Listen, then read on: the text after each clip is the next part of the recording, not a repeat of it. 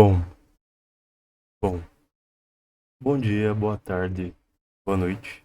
Voltamos depois de muito tempo. Perdão pela demora, mas vamos lá. Nesse meu tempo aí, eu estava estudando para um concurso do TJ São Paulo, eu tinha até comentado aqui, mas acabou que eu desisti. Olha só. É, E no início vai ser uma ótima introdução para voltar ao assunto do livro, né? Eu estou fazendo terapia. Minha companheira me recomendou, me indicou que eu fizesse, né? E aí, tô há alguns meses já fazendo terapia e no contexto da gente estar falando de saúde, eu percebi que aquele concurso e aquele emprego que talvez eu entrasse não tinha nada a ver comigo.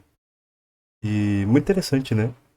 A gente, pelo menos o homem, a gente tem um certo preconceito com terapia, com os cuidados com a saúde. E eu fui atrás e tô redescobrindo as coisas que eu me almejo na minha vida. E me matriculei na faculdade de psicologia novamente. Tinha feito 2 anos e meio, quase três de psicologia e larguei porque eu não dormia quase, né? Era uma rotina bem difícil, trampando e estudando.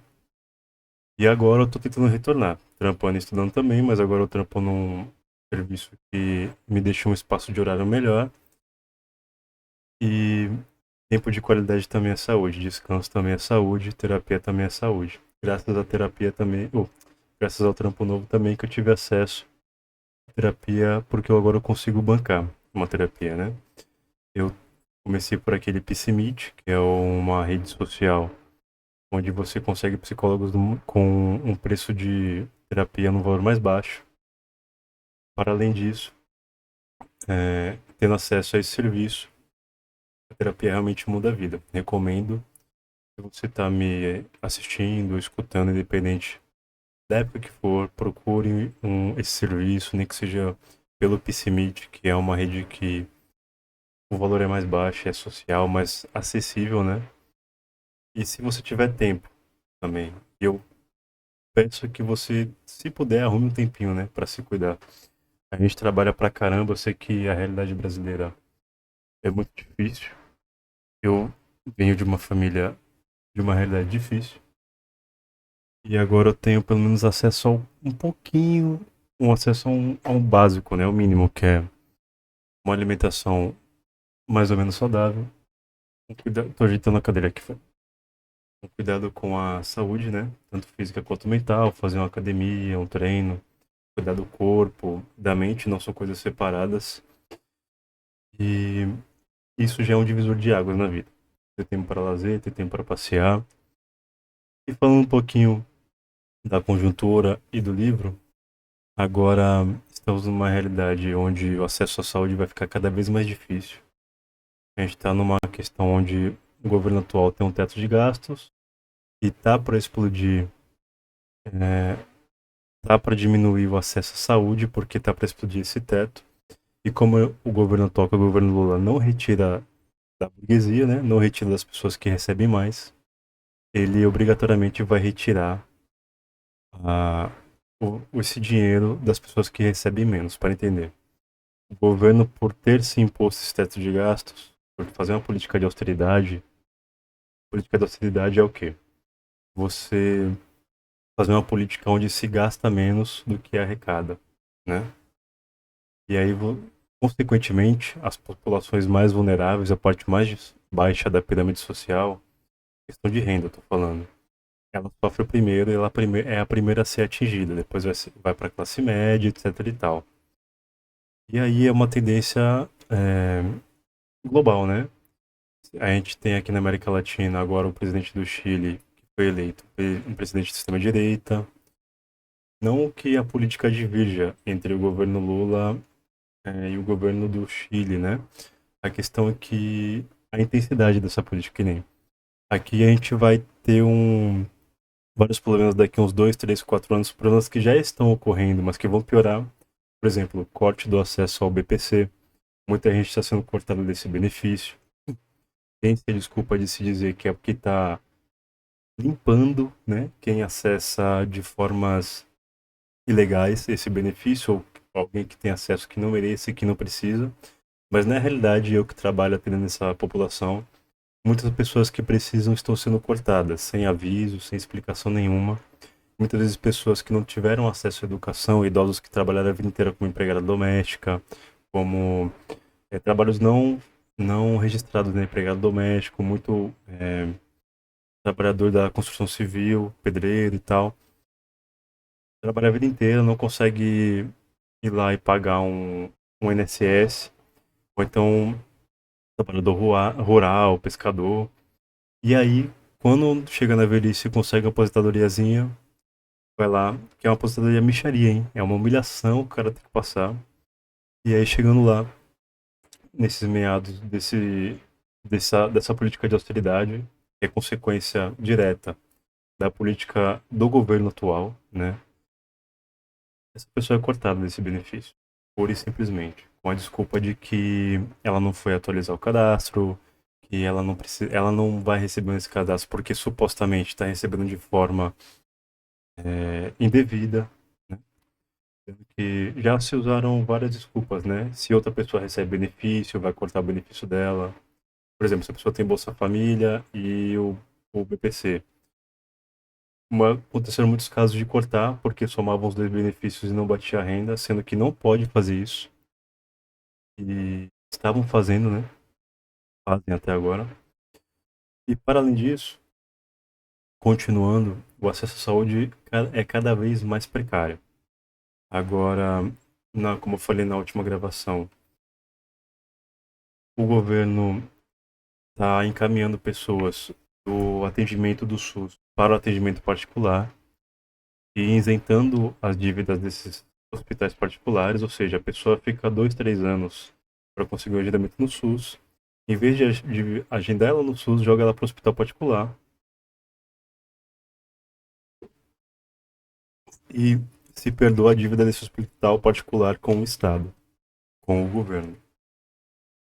Assim, no fim, na ponta, no imediato, aquela pessoa vai ter acesso ao atendimento. Tudo bem, isso é ótimo, ninguém está negando isso.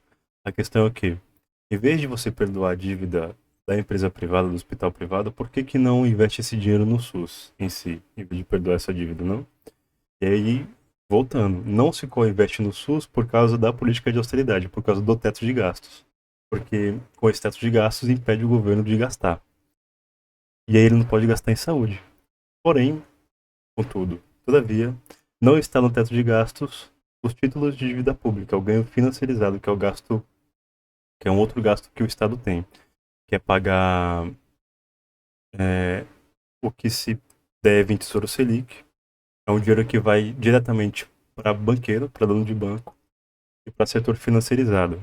Inclusive, é o tema desse capítulo: financiarização, concorrência global e desafio, né? Desafios para o complexo econômico e industrial da saúde. Ou seja, os bancos estão muito bem, obrigado, com a Selic a 15%. Os bancos estão muito bem, obrigado, colocando o seu dinheiro no Tesouro Nacional, porque é impossível de tomar calote, porque o governo cria moeda para pagar esses bancos. Enfim, não tá fácil. Tá fácil para nós trabalhadores. E a consequência direta disso é o quê? No último ano foi R$ 1 trilhão pagos em títulos da dívida pública. E isso não entra no teto de gastos, curiosamente. Por que será, né? Porque é banqueiro que recebe, é grande empresário que recebe. E mais a saúde, educação, né? Aqui em São Paulo, muita privatização de escola, que a gente fala, eles falam que implementando a escola cívico-militar, mas na realidade é uma privatização, retirando o dinheiro da saúde, da educação, privatizando estrada, é, privatizando rios, e por aí vai. E, para além disso, mais uma vez, o que se retira do povo é o acesso à saúde, educação, lazer, moradia, transporte. A gente paga caro na casa, paga caro imposto, a gente vai fazer uma compra, é uma fortuna. O valor do gás é uma fortuna, o valor da gasolina é uma fortuna, você vai comprar um carro popular é uma fortuna. E você vai procurar um acesso à saúde, demora, é difícil e ainda é uma fortuna, né? Bom, tendo esse preâmbulo, começamos bem, né? Mas o primeiro passo para a mudança é entender a realidade que a gente vive. E vamos seguir. Estamos lutando por um futuro melhor. Eu espero que daqui a uns 2, 3 anos esses textos que eu estou gravando aqui tenham um alcance maior e as pessoas tenham acesso a isso. E para ter acesso à saúde, é preciso a gente entender que ela não pode ser uma mercadoria, a saúde não pode ser vendida, né? O povo tem que acessar essa saúde, porque é a gente que trabalha, é a gente que gera o dinheiro para as máquinas funcionarem, para as empresas funcionarem, é a nossa força de trabalho que é utilizada. É a gente que trabalha. É o motoboy que trampa, que entrega, é o caminhoneiro que entrega, é o educador, professor, é o trabalhador da construção civil, é a empregada doméstica, é a como disse, a professora, o administrador, a administradora, são essas pessoas que geram o lucro das empresas. Nada mais justo que essas pessoas tenham acesso à saúde. O estudante tem que ter acesso à saúde, a criança tem que ter acesso à saúde, o idoso tem que ter acesso à saúde na velhice, ter acesso aos remédios e uma saúde de qualidade. E tudo isso gera um custo, tem que ser gasto, né? Mas pensa comigo, se as pessoas têm acesso à saúde, aquela renda que elas tinham que utilizar para pagar um plano de saúde, essa renda vai sobrar. E, consequentemente, a pessoa que recebe até 5, 6, 8, 10 salários mínimos, o que ela recebe, ela gasta. Então, quanto mais dinheiro sobrar, mais ela vai gastar e mais o Estado arrecada de volta. Para além disso, para além do dinheiro, elas vão ter um acesso a uma vida de qualidade, o que é muito difícil hoje em dia e é um horizonte que a gente busca, né? Então, vamos que vamos, voltando. Vou fazer uma questão de leitura diferente. Agora vou usar cadê? Vou usar o Notion, que é esse aplicativo aqui para fazer as anotações. Por quê? Porque eu quero ler de forma tranquila, né? Eu percebi que alguns episódios atrás eu estava lendo de uma forma muito rápida, e aí eu que escuto também audiolivro, eu que escuto podcast, eu percebi que falando lento, você absorve melhor. E aqui eu vou colocando as principais frases para fazer aquele mapinha mental que a gente usa antes, né? Bom, fazendo essa introdução bem longa, perdão aí pela perda do tempo, retornando devagarzinho, tranquilo, perdão pelos vícios de linguagem, pelas gírias, pela forma de falar. Não sou um exímio leitor, não sou uma pessoa que está aqui para ensinar, eu vou aprender junto com vocês. E estou aqui para dividir conhecimento, o que eu aprendi vou passar. E aí as críticas são bem-vindas. Até um exercício de humildade, peço perdão aí para as falas que eu fizer errado, que eu já falei errado em episódios anteriores. Sou sujeito a isso também, não sou dono da verdade. E vamos junto. De estudante para estudante, trabalhador para trabalhador. Vamos seguindo. Bora. Financiarização. Concorrência global e desafios para o complexo econômico e industrial da saúde no Brasil. Embora.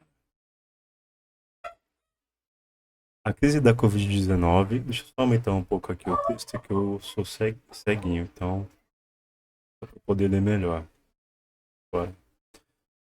A crise da Covid-19, para além da tragédia humana e sanitária que vem provocando, de um lado mostrou a capacidade do conhecimento científico e tecnológico em dar resposta rápida ao desafio de criar vacinas em tempo recorde. Lembrando que o mundo inteiro estava atrás do acesso a essa vacina, mas como a saúde é uma mercadoria, né? Existe uma briga de quem vai entregar a vacina primeiro, de quem vai ficar com o valor das patentes. Tanto que teve um problema aqui no Brasil na época do governo Bolsonaro que ele tava com o posto dele ter um acordo de ganhar $1 por vacina, né? E aí teve roubo de respiradores. Enfim, como o fim é o lucro, como a gente está falando desde o início da introdução, quando o fim é o lucro, se foda quem vai morrer, né? Em grosso modo. Para quem quer o lucro, que se foda se pessoas vão morrer, se pessoas não vão ter acesso à saúde. O que importa para essas pessoas é o quanto elas vão ganhar nessa crise. E assim, a gente conseguiu uma vacina em tempo recorde, mas poderia ter sido muito mais rápido. E um número muito menor de pessoas poderiam ter morrido. Muitas pessoas poderiam ter passado impunes dessa pandemia. Por quê? Porque o isolamento social era extremamente necessário, né? E no meio de uma pandemia, o isolamento social no Brasil e em outros países da América Latina, capitalismo independente, o que foi proposto? A economia não pode parar. Engraçado, né? Para a economia não parar, o trabalhador não poderia sair de casa, ele teria que estar sujeito a uma pandemia. Ou seja, mais uma vez, foi provado que quem gera o dinheiro no mundo é o trabalhador. E aí, quando chega uma pandemia, o medo do dono da empresa é que esses trabalhadores parem de trabalhar, eles parem de servir o capital, né? Parem de fornecer a sua força de trabalho. Então, o mais importante para o seu chefe é que você vai trabalhar, independente de você estar doente, da sua família estar doente, morrer ou não, né? Porque, vamos lembrar, o governo tinha dinheiro e tem dinheiro para manter essas pessoas em casa, ainda mais num, num contexto de pandemia. Porém, escolheu não fazê-lo de propósito, tá? Inclusive, o Bolsonaro foi preso agora, né? E não se fala do que ele fez na pandemia. Ele foi preso por tentativa de golpe de Estado. Tudo bem que ele tá preso e é isso aí, é bom. Infelizmente, a cadeia dele é melhor do que a minha casa, melhor do que a sua casa, provavelmente. Ele vai ficar muito pouco tempo na cadeia, porque ele é branco e rico. E, para além disso, ele não foi julgado em nenhum momento pelo que ele fez na pandemia, né? 700 mil pessoas na conta de uma pessoa, pessoal, isso é genocídio. Pura e simplesmente. E ele nunca vai ser julgado por isso. Por quê? Muitas pessoas ganharam dinheiro com o que ele fez, né? Muitas pessoas ganharam dinheiro vendendo a saúde para pessoas que estavam desesperadas. Vamos lembrar o caso de Manaus, que foi negado a vacina, aqui se testou pouco, e aqui foi um dos locais, se não o primeiro, o segundo, o terceiro, onde a pandemia foi mais forte, graças à política econômica e à política social que foi tocada no governo Bolsonaro, né? E a consequência é direta disso. E vamos seguindo. De outro, deixou explícito como esse poder está distribuído de maneira extremamente desigual entre os países, fato que se traduziu também em um acesso bastante desigual à vacinação, ok? Mais uma vez falando, acesso desigual à vacinação e acesso desigual a, entre os países, né? Em África deve ter sido, com certeza foi do mesmo nível pior que nós, mas também foi subnotificado de propósito, né? Se joga para debaixo do tapete. E aí, alguns países tiveram, por exemplo, na China, foi um exemplo, controle da pandemia. Nesse livro aqui ele cita em algumas regiões do Brasil onde a população se juntou com o SUS para entregar um acesso à saúde mais decente, condizente com a pandemia que se alastrava. Mas mesmo assim, infelizmente, graças ao sistema que a gente vive, que é o capitalismo, a saúde é uma mercadoria e a vacina também. Então, claro, que países que têm mais condição, mais dinheiro, países centrais do capitalismo, vão ter acesso mais fácil à vacina, e países que estão numa condição dependente, marginalizada, o acesso vai ser muito mais difícil. De acordo com o relatório apresentado na reunião do G20 de 2022, no início de 2022, mais de 11,3 bilhões de doses de vacinas contra a Covid-19 tinham sido aplicadas globalmente, com 65% da população mundial tendo acesso a ao menos uma dose. No entanto, nos países de baixa renda, o índice de vacinação era apenas 11%, contra 73% no país de alta renda. Vamos lembrar aqui, ó, tem um estudo feito em São Paulo que em dois bairros vizinhos, é Morumbi e eu não lembro, mas depois eu vou buscar esse estudo e vou deixar no mapa mental. Foi feito um estudo de um bairro periférico e um bairro de uma condição de classe média alta, bem ao lado dele. E foi constatado que muito mais pessoas morriam no bairro periférico do que esse outro bairro na Covid. Tanto que teve uma fala famosa daquele Roberto Justus, falando que quem ia morrer era velho, velho e eram poucas pessoas e tudo bem. Ou seja, as pessoas estão descoladas da realidade, pessoal. Para elas, elas são mais humanos do que as pessoas periféricas, do que idosos.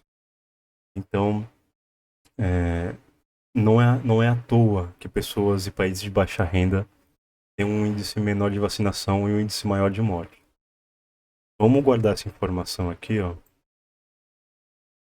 É, se são, é uma coisa de quase 7 vezes menor o acesso à vacinação, né?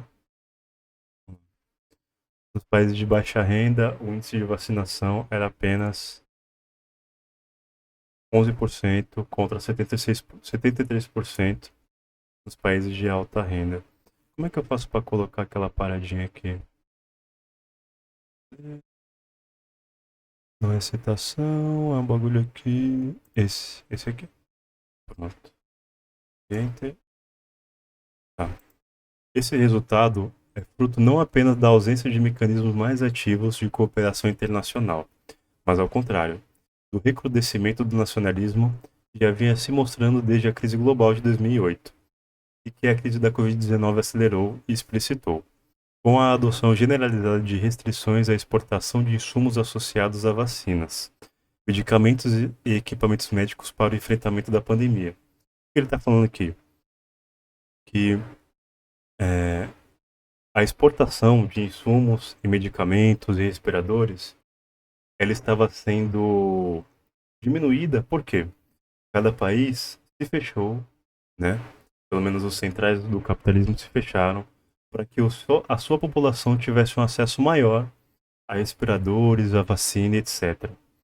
Como a saúde é um negócio, é mais vantajoso eu cuidar do meu país e deixar os outros morrerem e ter mais lucro, né? Em vez disso, porque amanhã ou depois, com população menor em outros países, é mais fácil de controlar, mais fácil de invadir, mais fácil de pressionar. E para além disso, é, se a gente pensar como humanidade, o mais lógico seria o quê? Temos acesso à vacina, temos acesso a respiradores, vamos distribuir para o mundo inteiro. Pensando como humanidade, como ser humano.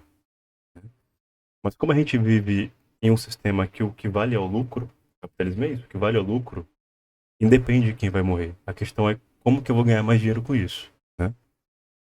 Os traumas da crise também deixaram claro a importância da articulação entre o domínio de capacidades científicas, tecnológicas e industriais e a capacidade de oferecer serviços de saúde e segurança sanitária para o conjunto da população. Ou seja, tornou explícita a importância do próprio conceito de complexo econômico e industrial da saúde, que destaca a necessidade de pensar de maneira articulada questões relacionadas ao desenvolvimento produtivo e tecnológico, com questões atreladas ao acesso equitativo a serviços de saúde como direito de todos os cidadãos de um país. Da forma que a pandemia deixou cada vez mais claro que é necessário que um país consiga lidar com problemas de saúde pandêmicos, epidêmicos, e que a saúde, para além de uma indústria muito robusta e uma indústria que puxa tecnologia, salário, emprego, é cada vez mais necessário ter um complexo industrial para fornecer para a sua população uma saúde de qualidade. E os países que não tinham isso, não têm isso, consequentemente, ficou mais claro que fica mais difícil ter acesso à vacina, ter acesso a medicamento e acesso à saúde básica, né? Ou seja, o país tem que ser capaz de fornecer para sua própria população uma saúde de qualidade. Para além do enfrentamento de uma pandemia, enfrentar o desafio de garantir o acesso de toda a população à saúde de maneira equitativa não pode ser dissociado do desafio de avançar na construção de bases produtivas tecnológicas nacionais robustas. Esse duplo desafio, por sua vez, deve levar em conta o cenário de profundas mudanças pelas quais vem passando o complexo econômico e industrial da saúde global, né? Buscamos destacar que esse cenário reflete mudanças na própria dinâmica de acumulação do capitalismo financiarizado contemporâneo, mas que, observada a partir do complexo econômico e industrial da saúde, revela a extensão e a profundidade desse duplo desafio para os países em desenvolvimento geral e para o Brasil em particular. que ele está falando? Como a gente vive no capitalismo financiarizado, e um exemplo muito claro aqui é o Brasil, onde, por exemplo, o agronegócio comanda a nossa economia, e ele emprega pouco, e ele degrada o meio ambiente, ele puxa muito do investimento brasileiro, ele não produz maquinário próprio, ele importa maquinário de fora, as sementes são importadas de fora, o adubo é importado de fora, ou seja, toda a riqueza do país é extraída, mandada para fora. E, para além da produção, né, o, o que se tem de produto final também é exportado. A carne de melhor qualidade é exportada, a fruta de melhor qualidade é exportada. A gente importa o trigo, ou seja, o pão que a gente come, fica cada vez mais caro quando aumenta o valor do dólar, porque a gente importa o trigo em vez de plantar aqui. O arroz fica caro, ficou caro na época da enchente do Rio Grande do Sul, porque se escolhe plantar soja em vez de se plantar arroz para a população comer. Por quê? Isso gera mais lucro. É muito mais lucrativo para o gigante do agronegócio pegar o empréstimo do Plano Safra. O ano passado foi, se não me engano, 400 bilhões. É, 400 ou 500, por entre mais ou menos esse valor. E aí ele importa semente, adubo, produto químico, que é agrotóxico, né? Importa maquinário, emprega pouca gente, degrada o meio ambiente porque ele tem que expandir a fronteira da soja, mata indígena, mata tecnobola, mata produtor camponês, produtor pequeno, produtor médio, para plantar soja, café, para criar gado. E o produto final disso é mandado para fora. A população nacional fica sem acesso. O café fica uma fortuna, a carne fica uma fortuna. E a gente é um país gigantesco territorialmente. A gente é um dos maiores produtores de carne no mundo, um dos maiores produtores de café do mundo. Isso vai para fora. E não fica diferente na saúde. Por quê? A gente importa os IFAs, que é o composto do remédio. A gente não produz remédio aqui. A gente não produz vacina aqui para a população inteira. Entendeu? E a gente não tem produção de maquinário para a saúde. Maquinário de raio-x, maquinário é, de exames, ressonância, etc. E muitos profissionais que se formam aqui no Brasil vão para fora, porque não tem mercado para esses profissionais, né? A pessoa se forma em enfermagem, vai para a Alemanha, se forma em psicologia, vai para a Europa, se forma em psicologia, vai para os Estados Unidos, porque é de propósito, né? A função do nosso país no capitalismo independente é fornecer matéria-prima, é fornecer insumo. E não ter um complexo econômico industrial da saúde próprio, né? Para a gente conseguir isso, a gente tem que avançar na luta para ter uma indústria nacional de saúde, uma indústria nacional de alimento, né, decente, que forneça alimento para o povo antes de fornecer alimento para fora, né? É o que faz o Vietnã, por exemplo. Por exemplo, e fica mais claro isso na época do tarifaço do Trump, que a carne abaixou o preço. O suco de laranja abaixou o preço, a laranja abaixou o preço, né? E aí o café abaixou o preço, porque parou de se enviar para fora. O ovo abaixou o preço, né? Depois aumentou porque novamente começou a ser vendido para fora novamente e tudo aumentou o preço de novo, porque o tarifaço caiu nesses produtos principais, o tarifaço caiu e voltou ao valor a aumentar, né? Então a consequência é direta.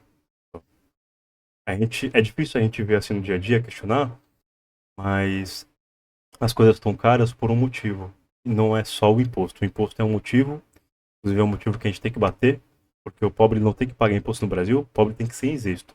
Isento. A pessoa recebeu até 5, até classe média, na realidade. 5, 6, 7, 8, 10 salários mínimos, tem que ser isento de imposto.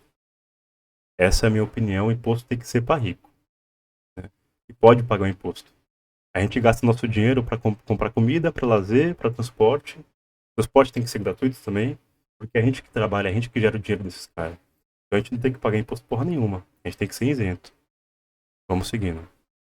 É, E aqui ele está falando nessa parte que essa lógica de financiarização, de capitalismo financeiro, onde se investe em, em Tesouro Selic, em vez de se investir em um complexo de saúde, em vez de se investir em produção de alimento, em produção de vacina, em produção de remédio nacional, investe em Tesouro Selic, entendeu? Para conseguir, para o cara viver de renda, simplesmente isso. E aí quem paga somos nós, quem paga é o povo. Vamos seguindo. As estratégias das empresas líderes no CIS. O que as empresas líderes estão chegando lá, estão pensando, estão caminhando. Um conjunto de mudanças trazidas pela desregulamentação, liberalização financeira, comercial e dos fluxos de investimento a partir dos anos 1980, forneceu às grandes empresas transnacionais (ETN) uma liberdade sem precedentes para atuar no mercado global e mobilizar diferentes instrumentos e regiões geográficas para alavancar sua acumulação. O que eles estão falando? A falta de regulamentação, a falta de controle da, das empresas multinacionais que estão em vários países, ela abre espaço para que essas empresas pintem e bordem no país, né? É muito mais fácil de alavancar a acumulação, que é o quê? Aumentar o tanto que ela acumula de dinheiro do povo, de trabalho do povo, quando não tem regulamentação em cima dela. Porque quando o fim é o lucro, como a gente estava comentando, é muito mais fácil ter trabalho escravo, que nem tá estourando um trabalho escravo no Brasil gigantescamente, tá estourando problemas ambientais de uma forma enorme, cada ano mais calor, e aqui temos o caso da Vale, né, que explodiu a barragem, temos o caso de Brumadinho, temos o caso da Braskem, temos o caso da Sabesp, que está entregando uma água porcaria em São Paulo, e uma taxa que cada vez aumenta, a Enel piorando o serviço da luz, porque o interesse é o lucro, né? Então essas empresas multinacionais, como por exemplo a Enel, que é uma empresa italiana, transnacionais que ela fala, né? Tem uma liberdade tamanha que ela pode simplesmente aumentar a taxa de lucro dela aqui no Brasil, mandando embora empregado e piorando o serviço de manutenção e piorando o serviço da entrega da luz e aumentando as taxas. E nada acontece. Não acontece nada, porque não tem fiscalização, não tem ninguém em cima. Seguindo. Braga, 1997. Destaca que as grandes ETNs, liberadas do ambiente de regulação observado na Era de Ouro, se tornaram máquinas de acumulação de capital em geral, chamando a atenção para o entrelaçamento entre as dimensões comercial, tecnoprodutiva e financeira no jogo internacional, como pode-se depreender do trecho a seguir. Do ângulo microeconômico, seu potencial financeiro e a liquidez de que dispõe interagem positivamente com a ampliação de suas possibilidades de investimento técnico produtivo. Elas têm, assim, um acesso amplo e privilegiado a capital, informação, a networks tecnológicos e a mercados globais, via agrupamentos de empresas com diferentes funções no interior da corporação, há uma flexibilização do tempo e das formas de rentabilidade dos investimentos, entre aspas, produtivos, financeiros e patrimoniais, da temporalidade das relações débito-crédito, das modalidades em que formam posições ativas e passivas. Ocorre uma combinação simultânea de mobilidade, liquidez, rentabilidade e especulação na circulação mundial desses capitais. Observa-se, assim, um processo de financiarização das estratégias de acumulação das ETNs, onde a lógica financeira do processo de acumulação se tornou cada vez mais evidente. Mas isso não significou necessariamente que a grande empresa global tenha deixado em segundo plano seus ativos produtivos e seus ativos associados à atividade inovadora e os ganhos monopólicos gerados pelo seu controle. Ao contrário, ela passou a mobilizar todos os meios ao seu alcance para buscar a máxima valorização patrimonial, procurando garantir ao mesmo tempo amplitude setorial e geográfica de acumulação e controle sobre ativos estratégicos, em especial os ativos intangíveis, se tornaram importantes. Pela sua capacidade de garantir elevada rentabilidade, valorização financeira e flexibilidade para buscar novos espaços de acumulação, propiciando, inclusive, elevada captura de valor gerado nas cadeias globais de produção, combinando flexibilidade e mínimo comprometimento de recursos e imobilização de capital. O CEIS global pode ser considerado um dos principais exemplos desse processo. As ETNs líderes globais têm se mostrado crescentemente financiarizadas, ao mesmo tempo têm mantido a preocupação de conservar elevados gastos em atividades inovativas, assim como reforçar estratégias para ampliar o controle sobre ativos intangíveis que ofereçam ao mesmo tempo capacidade de manter a liderança e capturar, perdão, o valor criado no conjunto do ecossistema de produção e inovação. Processos intensos de fusão e aquisição e captura de resultados, criados com forte aporte de recursos públicos, fazem parte dessa estratégia. Olha só, vamos falar agora de capitalismo dependente, mais uma vez, e capitalismo central. Então, está sendo comentado nesse capítulo que o quê? As empresas transnacionais, os grandes capitalistas, o centro do capital, o que eles fazem? Eles têm que ter o controle do que é produzido de ciência, tecnologia, eles têm que estar na fronteira do conhecimento, mesmo mantendo o limite. Por quê? Tem que se manter o controle da população, manter o controle da população nacional e internacional, ou seja, se eu estou na fronteira do conhecimento, eu consigo ditar para onde vai a minha pesquisa, para onde vai o recurso. Eu ditando, eu tendo controle sobre os meios de produção, aqui puxando o texto de Marx, né? Eu tendo controle dos meios de produção, tanto de conhecimento quanto de trabalho, eu consigo controlar uma sociedade. Então, se eu tiver, por exemplo, o controle da produção de carro elétrico, se eu tiver o controle da produção de um determinado remédio, se eu tiver o controle de uma determinada patente de algum remédio importante, eu posso cobrar o quanto quiser, eu posso controlar o acesso desse remédio, desse composto, eu posso controlar que país vai receber e de que forma vai receber. Então, para mim, que quero comandar, o mais importante é eu investir também em tecnologia, em acesso a bens estratégicos, né?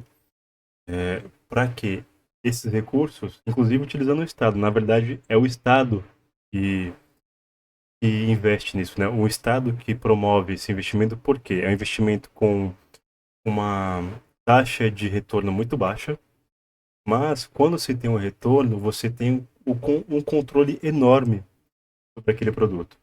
Por isso que a China investe fortemente em pesquisa e desenvolvimento e os Estados Unidos também investem fortemente em pesquisa e desenvolvimento. Por quê?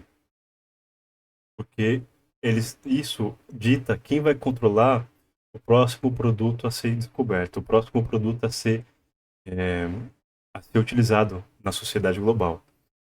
Por exemplo, vamos seguir com o complexo da saúde. Digamos, que esteja na fronteira do conhecimento achar a cura do câncer, né?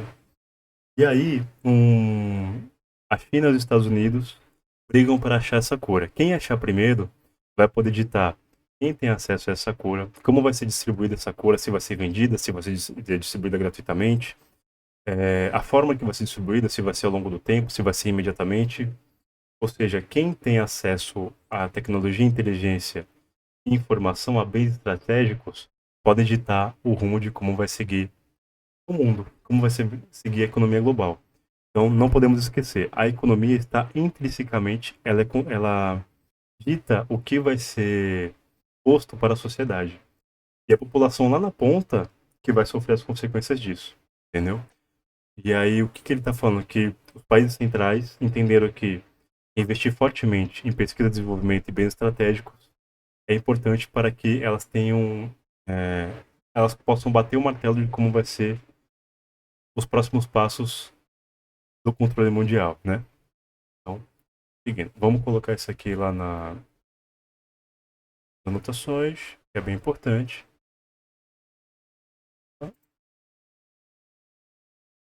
Beleza.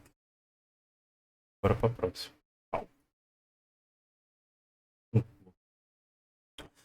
Sobre ela. E assim, com um limite, né?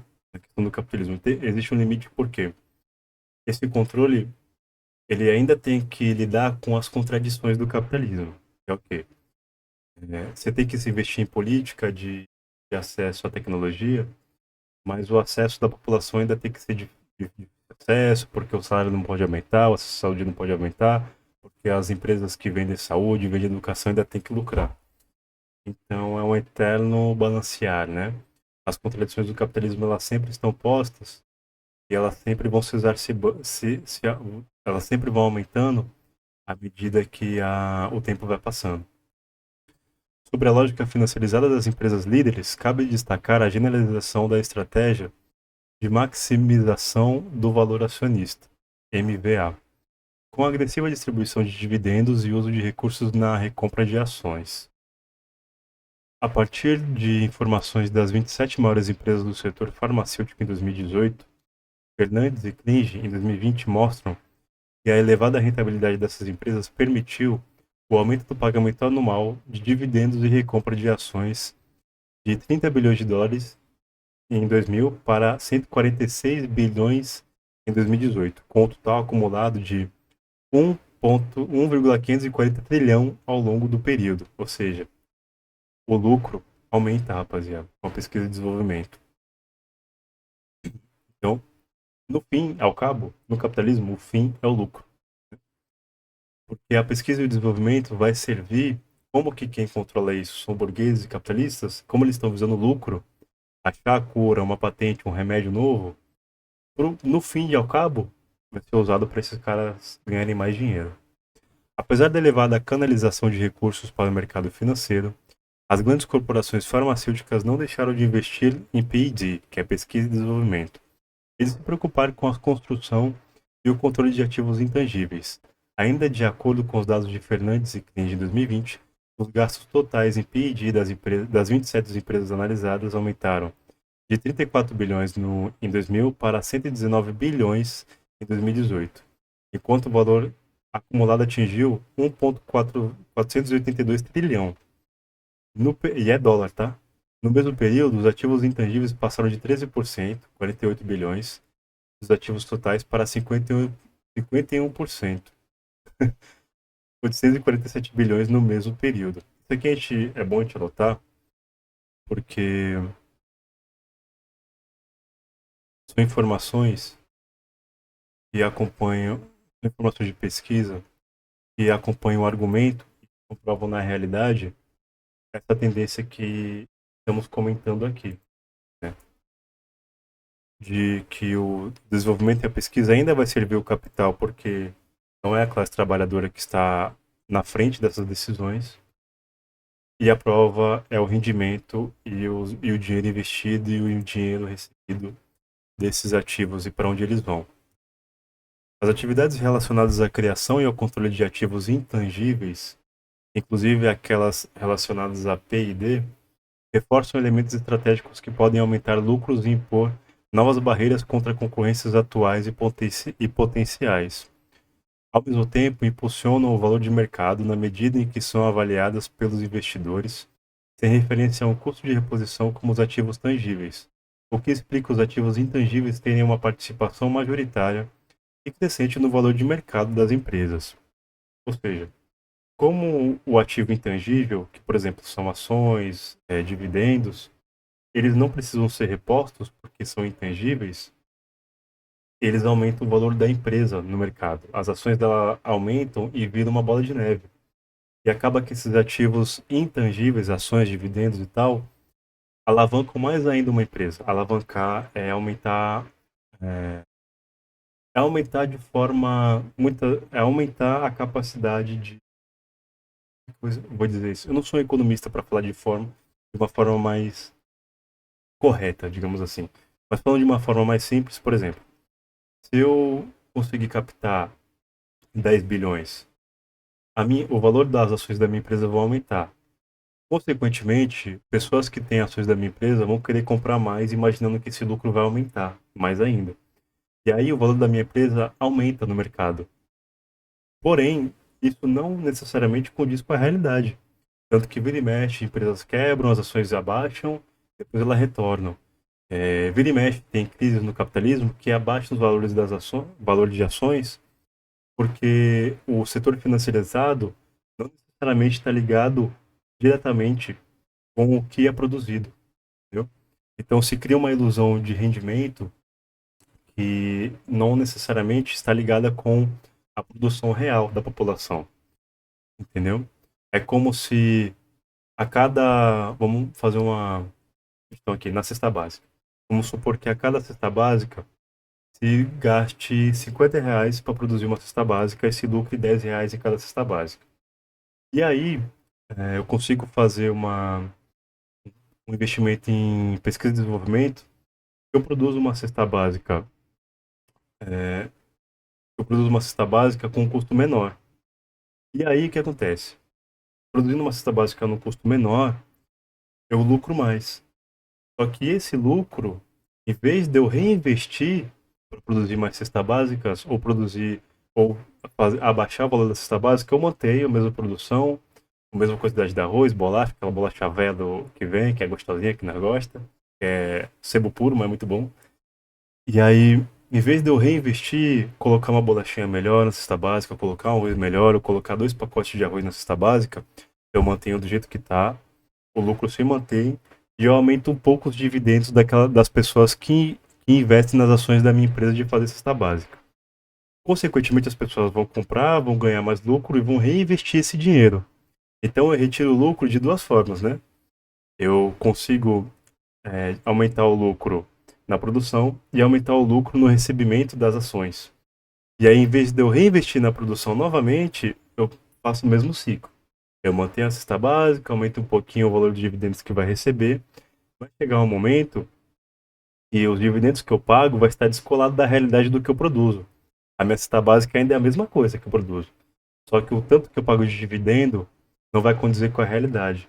E aí vai acontecer as crises, né? Vai acontecer uma crise porque produtivamente não está correspondendo com aquilo que eu estou dizendo que o mercado, que vale no mercado da minha empresa. Minhas ações vão abaixar. Geralmente, quem tem muitas ações da minha empresa tem acesso a privilegiado, vão vender essas ações e aí vira uma bola de neve. E aí volta o ciclo. Mesma coisa, entendeu? Então é isso que está sendo dito aqui nessa, nessa parte do texto. Os ativos intangíveis, por eles não estarem necessariamente ligados à produção que é feita, isso cria um risco de crise, uma crise que chega graças à falta de investimento na produção, né? E vamos seguir. As grandes empresas do complexo econômico industrial da saúde, conscientes da importância dos ativos intangíveis, passam a basear sua acumulação no acesso aos mesmos. Ou seja, é menos importante a produção e mais importante o ativo intangível, a acumulação, porque aquilo gera mais lucro. Então é mais interessante para o capitalista investir naquilo, em vez de investir na produção e o acesso melhor à saúde. Buscando a monopolização contínua do conhecimento de setores de fronteira. Definindo o que alguns autores denominam monopólios intelectuais, ou seja, ele consegue acesso àquela inteligência, àquela pesquisa, aquele desenvolvimento, guarda para ele, porque aquilo gera mais lucro, né? Aí as coisas vão se encaixando, né? Vão se encaixando. Vale lembrar ainda que a proteção gerada pelo sistema de patentes, justificada pela necessidade de proteção à atividade inovativa, tem sofrido distorções associadas, por exemplo, à prática generalizada do lançamento de drogas estruturalmente muito similares a fármacos já conhecidos, Me Too Drugs, com pequenas diferenças farmacoterapêuticas, mas capazes de resultar em proteção patentária, preços e margens de lucro mais elevados. O que ele está falando? Chega a um ponto que o lucro é tão mais importante que eu posso fazer um remédio que funciona de forma parecida, mas como eu tenho o controle daquela patente, eu vou ter mais lucro naquilo. Porque assim, por exemplo, o dipirona. O dipirona, eu não sei de quem é a patente, não tenho esse conhecimento, mas vamos dizer que a patente vai, por exemplo, da França ou dos Estados Unidos. E aí, digamos que o Brasil fosse criar um remédio parecido com o dipirona. Um remédio, mas em vez de fornecer para a população esse remédio num valor próximo, ou no valor próximo, num valor baixo, ou então até dar entregar esse remédio de graça para quem é de baixa renda e cobrar de quem é de alta renda, ele vai lá e coloca o valor um pouquinho mais baixo que o de pirona, R$ 1 mais baixo. E aí, como ele tem o controle da patente, é muito mais fácil para ele ter o lucro daquilo. Aí ele não passa a patente desse remédio para ninguém, mantém a patente lá. E aí a população vai pagar esse remédio porque é mais barato, não tem o custo da logística, de trazer de outro país, e bibibi, bobobó. Bibibi, bobobó é ótimo, né? E aquele capitalista que tem o controle da patente, ele vai lucrar mais ainda, porque o mais importante é o lucro, e não o acesso da população a esse remédio, né? Isso aqui é bom a gente segurar também. Isso, consequentemente, como ele vai falar no texto mais abaixo, aumenta a concentração do acesso à saúde e a concentração do acesso à inteligência e à pesquisa e desenvolvimento.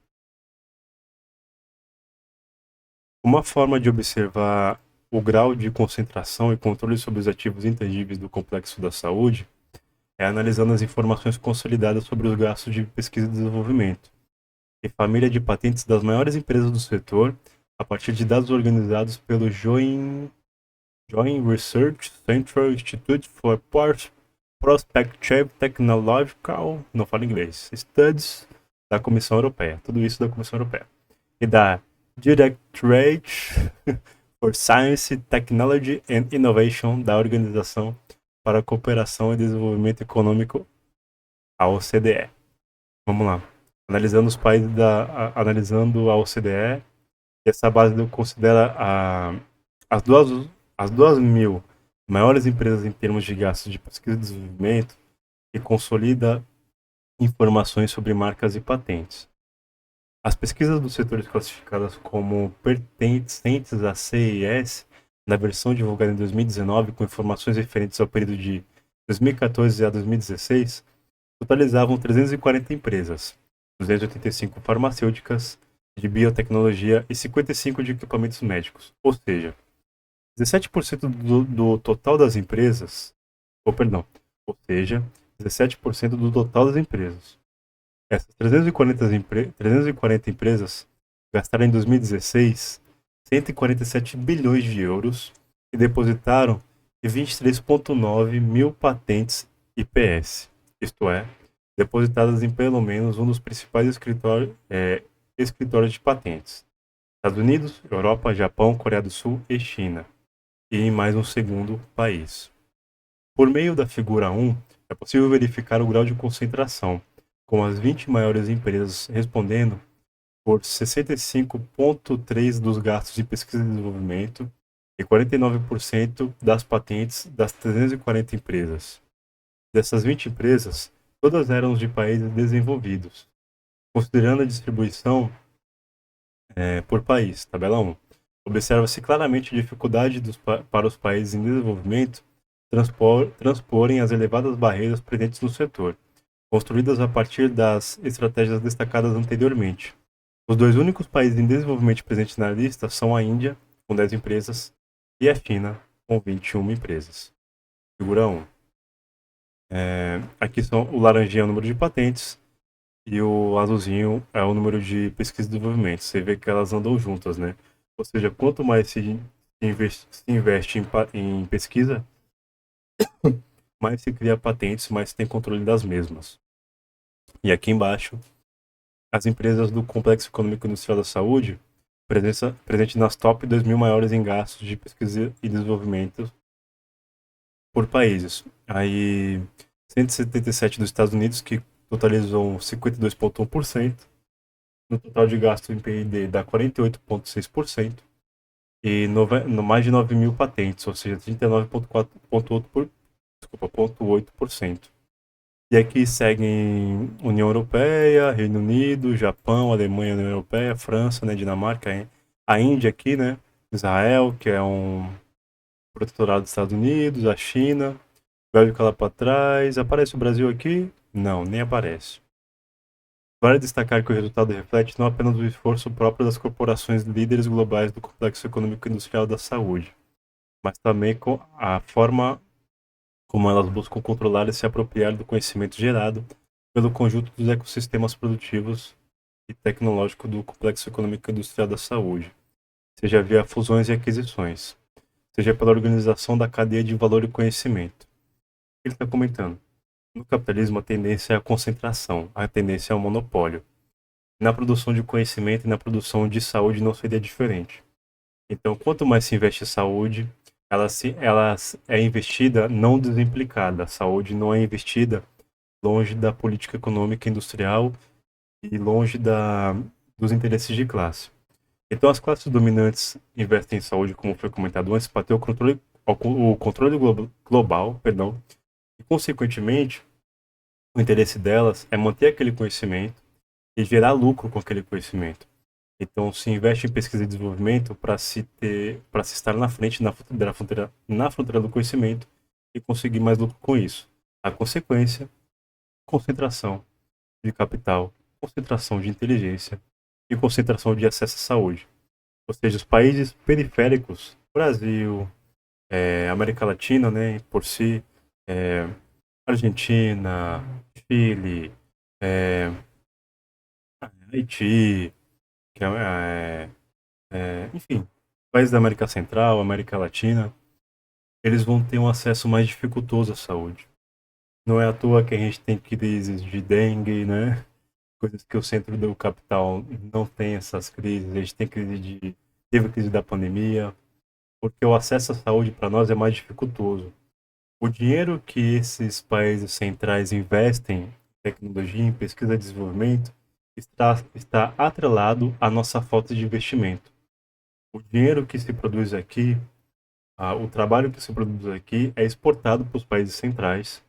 E esses países centrais, para manter sua taxa de lucro, para manter o seu controle, eles mesmos investem em patentes para eles próprios e vendem para nós. Olha só que bonito, olha só que legal. Criando uma concentração cada vez maior, cada vez mais estável de capital, de desenvolvimento, de tecnologia, criando monopólios de inteligência, saúde, educação e etc. E vamos seguindo.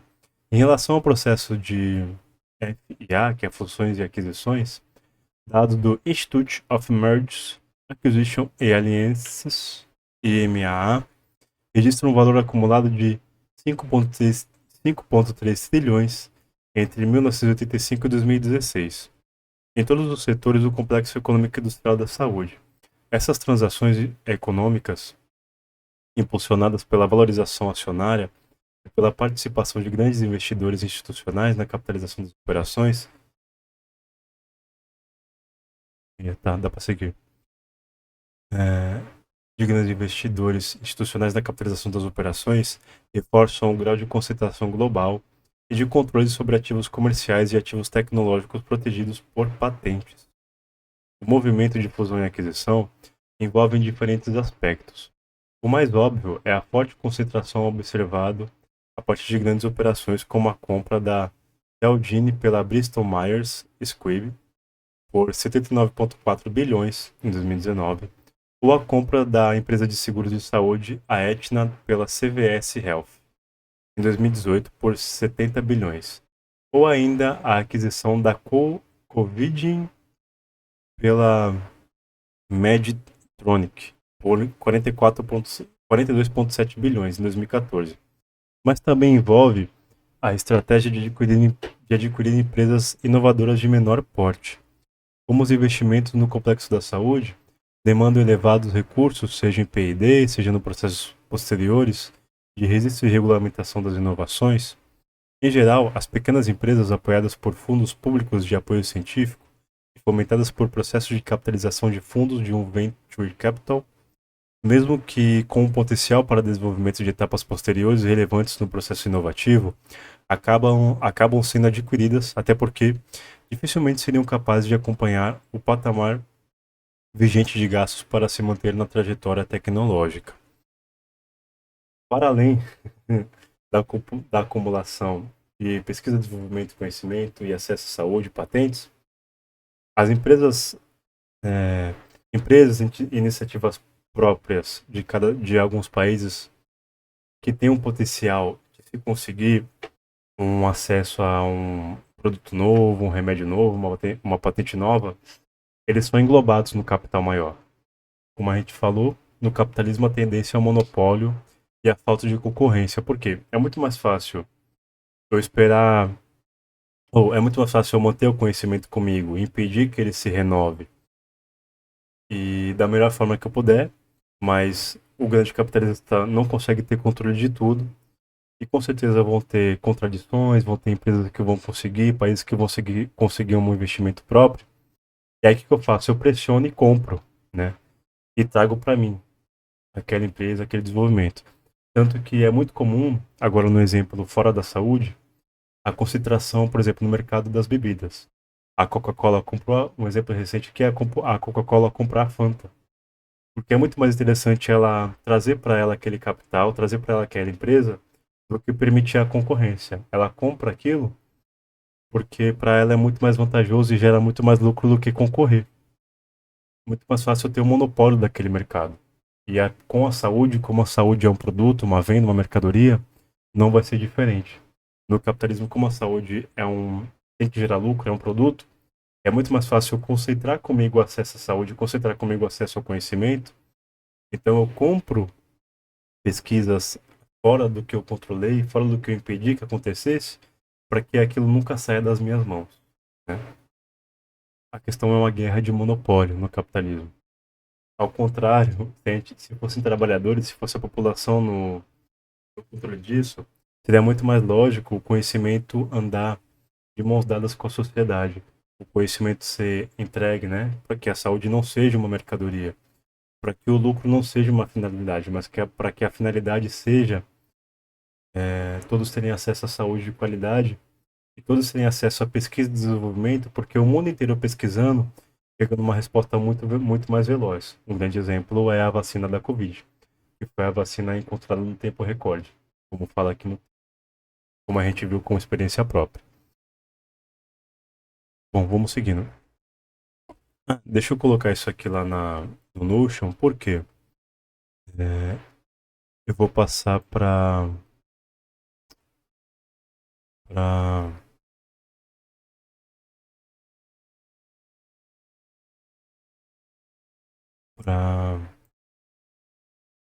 chega para o mapa mental depois. Que é mais fácil para me organizar. Mas depois para fazer um mapinha legal, é bonito, né? Com pesquisa, com partes do texto e bonitinho. Para fazer um trabalho bonito. Cada vez melhorando, vamos lá. Outra característica destacada refere-se ao fato de que parte importante das pesquisas realizadas nas empresas líderes, nas pequenas empresas de base tecnológica, na universidade e nos institutos de pesquisa são financiados com recursos públicos. Ou seja, ao contrário do que se faz aqui no Brasil, num país dependente, marginalizado, nos países centrais a pesquisa existe investimento na pesquisa com recurso público, porque ela pode queimar dinheiro, jogar dinheiro na pesquisa, porque é um dinheiro que, se vier um retorno, ela dá o controle do mercado, né? Ao contrário, porque o Brasil não é permitido de fazer isso no capitalismo independente. Por isso que é necessária a Revolução Brasileira. O Brasil tem que investir em instituição de pesquisa. A universidade pública no Brasil paga a conta de luz, pessoal. É um absurdo, não tem investimento. O investimento no Brasil hoje é menor do que o investimento na época do Itamar, né? Na questão da saúde. Ou seja, nossas universidades estão capengas, não tem dinheiro para a universidade. Para banco tem dinheiro, para dívida pública tem dinheiro, mas para a universidade não. Mais uma vez, a política de austeridade do governo atual, anterior, ela quebra as pernas do povo e quebra os braços também. E quebra o cérebro, né? Arranca o cérebro da população e a alma. Arranca a capacidade de liberdade do povo. Muitos autores destacam que, em especial nas descobertas mais relevantes do complexo da saúde, há uma participação fundamental do Estado. Em face dos riscos elevados, os gastos de pesquisa são recorrentemente sustentados por fundos públicos. A análise realizada pela Clary et al. Em 2020 mostrou que todos os 356 medicamentos aprovados pela Food and Drug Administration, FDA, entre 2010 e 2019 estavam relacionadas direto ou indiretamente a pesquisas financiadas pelo National Institute of Health, totalizando um aporte total de 230 bilhões. Aqui, ó, provando mais uma vez que o investimento público é o que possibilita o, o país a chegar a um novo patamar. Nada dessa ladainha de abertura de mercado, de deixar a concorrência livre. No mundo não existe isso. Capitalismo não existe isso. Para país central, para país que comanda, né? O país que comanda investe fortemente com o Estado na pesquisa e no desenvolvimento, porque sabe que aquilo traz monopólio. E o mais interessante para o capitalista é o monopólio. Ou seja, as inovações são resultado não apenas de esforços empresariais, mas envolvem investimentos significativos de agentes, instituições e fundos públicos e, portanto, de sociedade como um todo. Paralelamente, os resultados da inovação são capturados por uma parcela pequena de agentes que, além de protegidas por patentes, utilizam estratégias ativas para ampliar a proteção sem necessariamente agregar benefícios concretos. Ou seja, consigo conhecimento e visto fortemente nisso, e quando eu consigo, eu protejo as sete chaves, porque aquilo me traz monopólio, mais grana e mais lucro no capitalismo. Observa-se que a combinação de flexibilidade, redução de custo, acumulação de ativos intangíveis, proteção via propriedade intelectual, atuação financeira mobilizadora, de retornos não operacionais, valorização patrimonial e apoio do Estado, se traduz na expansão significativa do processo de acumulação, canalizando para um número restrito de agentes. Os beneficiados, participam como acionistas ou fazem parte da alta gerência e obtêm ganhos expressivos com a valorização acionária. A distribuição de dividendos e a recompra de ações, ao mesmo tempo que grande parte da população se encontra em posição cada vez mais vulneráveis em termos de renda, emprego e acesso a serviços sociais e de saúde. Isso aqui é o resuminho, né? A gente está comentando no capítulo. Investe em pesquisa, educação, saúde, complexo de saúde, produção de instrumento, produção de material, produção de produto, produção de vacina, produção de remédio. Igual esse investimento a sete chaves, e o investimento do Estado, ó, tome, dinheiro, dinheiro. Aquilo, sabe-se que aquilo traz lucro, e com esse lucro, e com essa proteção às sete chaves, se promove o monopólio. Se compra empresas menores que pesquisam, se compra, se transmite dividendos, e o capitalista e os acionistas principais, eles ganham muito com isso e têm acesso ao monopólio mais uma vez. E a população, como está fora desse jogo, está à margem dessa, dessa construção de conhecimento, de produto, de instrumento, de saúde, de complexo de saúde, ela fica cada vez mais vulnerável. Fica mais difícil de ter um acesso de qualidade de saúde, porque tudo é trancado a sete chaves e tudo, e o motivo disso é o lucro. No capitalismo, o lucro vem em primeiro lugar. Então, a sociedade, por exemplo, o Brasil, é cada vez mais difícil você ter acesso a um ginecologista no SUS, você ter acesso a a um remédio de idoso, que é para pressão, para diabetes, uma insulina, cada vez mais difícil. E as filas são cada vez maiores, o atendimento nas UPAs, nas organizações de saúde é cada vez mais complexo, mais difícil, mais demorado, enquanto esses caras ganham mais e mais dinheiro, né? Então está diretamente ligado.